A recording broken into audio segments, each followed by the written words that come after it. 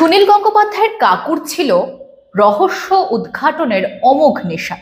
আর আজকের বঙ্গ রাজনীতির কাকাবাবু থরি কালীঘাটের কাকুর রয়েছে অসুস্থতা নিয়ে রহস্য তৈরি করার এক অমোঘ নেশা। ফের অসুস্থ কালীঘাটের কাকু, সত্যি নাকি নাটক? কালীঘাটের কাকুর অসুস্থতা নিয়ে রহস্য ঘনীভূত হচ্ছে। কাকুর আইনজীবী বলছেন তার পেসমেকারের ব্যাটারি শেষ হয়ে গিয়েছে। হাসপাতাল বলছে পেসমেকারে কোনো গন্ডগোল নেই। তাহলে সত্যিটা কি? ঠিক চার্জ গঠনের মুখেই কাকুর অসুস্থতা উস্কে দিচ্ছে নানা রহস্য। নমস্কার, মাধ্যম পডকাস্টের আরো একটি এপিসোডে আপনাদের স্বাগত। শুরু করছি বঙ্গ রাজনীতির নতুন রঙ্গ।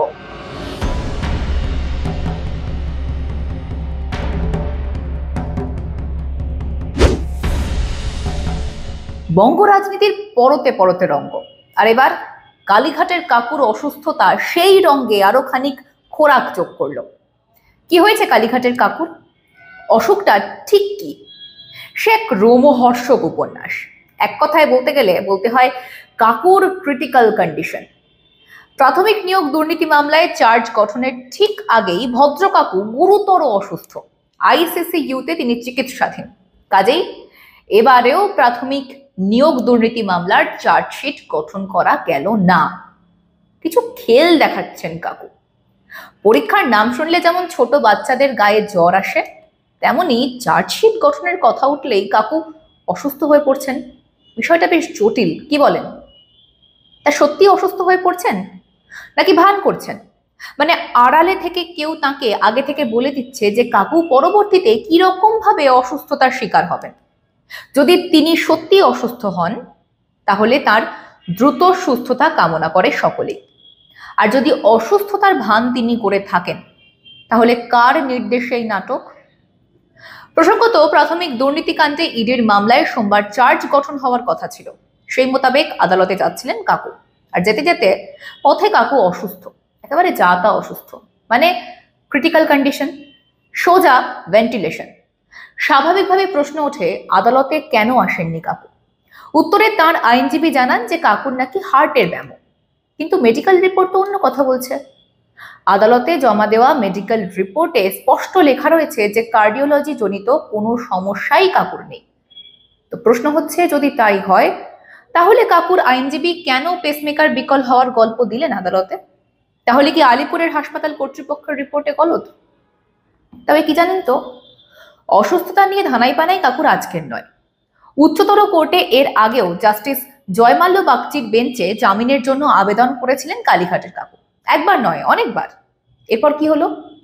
ইডির কেসে তিনি জামিন পেলেন, আর সিবিআই এর কেসে তিনি সমনে অ্যারেস্ট হলেন।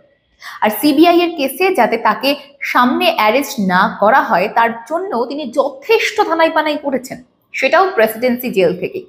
আর সেই অসুস্থতার ভান করে তিনি এর আগেও বহুবার আদালতে যাননি। এরপর হাইকোর্টে জামিনের আবেদন করেন কাকু, কিন্তু সেখানেও লাভের লাভ কিছু হয়নি, কারণ তিনি জামিন পাননি। এরপর ইডিকে নির্দেশ দেয় আদালত যে এবার এসপার ওসপার করতে হবে, আর সেটা 2024-এর মধ্যেই। সেই অনুযায়ী 30শে ডিসেম্বর ডেট দেওয়া হয়, যেদিন আদালতে যাওয়ার পথে কাকু অসুস্থ হন আর তাকে SSKM হাসপাতালে নিয়ে যাওয়া হয়। সেখানে প্রথমে সিটি স্ক্যান করা হয়, কিন্তু সেই রিপোর্টে অস্বাভাবিক কিচ্ছু মেলেনি, জানাচ্ছেন চিকিৎসকরা। সুতরাং তার এই অসুস্থতার গল্প সত্যি নাকি মিথ্যে তা নিয়ে কিন্তু প্রশ্ন থাকাটা সমীচীন, কারণ এর আগেও ভয়েস স্যাম্পল টেস্টের সময় তিনি এই অসুস্থতার গল্প ফেঁদে প্রচুর নাকানি চোবানি খাইয়েছিলেন। এখানে একটা বিষয় বলে রাখা প্রয়োজন, লিপস অ্যান্ড বাউন্ড প্রসঙ্গ, যাদের প্রচুর টাকার সম্পত্তি ইতিমধ্যেই বাজেয়াপ্ত করেছে এটি, সেই মামলাতেও জড়িয়েছে কালীঘাটের কাকুর নাম। এই কাকুর আবার ভাইপো অভিষেক বন্দ্যোপাধ্যায়ের সঙ্গে বেশ ঘনিষ্ঠ সম্পর্ক। এই লিপস অ্যান্ড বাউন্ড কেসের আড়ালে যে স্ক্যাম লুকিয়ে রয়েছে তাকে আড়াল করতে কি তবে কাকুর বারবার অসুস্থতা? কারণ একাধিকবার এই মামলার গতিকে স্লো করার চেষ্টা তো করা হয়েছে, বিভিন্ন সময়ে বিভিন্ন সংবাদ মাধ্যমে সেই তথ্য উঠে এসেছে। কেন চার্জশিট গঠন করতে দেওয়া হলো না তাহলে?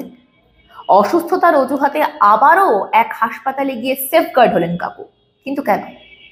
সর্ষের মধ্যে থাকা ভূতকে আড়াল করতেই কি এই পদক্ষেপ? কারণ আইনজ্ঞদের অনেকেই বলছেন এই চার্জশিট গঠন হলে নাকি অভিষেক বন্দ্যোপাধ্যায় ফেঁসে যেতে পারেন। সেই জন্যই কি অসুস্থতার পরিকল্পনা? আর তাই চার্জশিট তৈরির বিষয়টা এড়ানোর জন্য কাকু অসুস্থ হয়ে পড়লেন, নাকি সত্যি সত্যি তিনি অসুস্থ? আর যদি তার অসুখের পিছনে কোনো ধন্দ থাকে তাহলে আদালত ব্যবস্থা নেবে তো?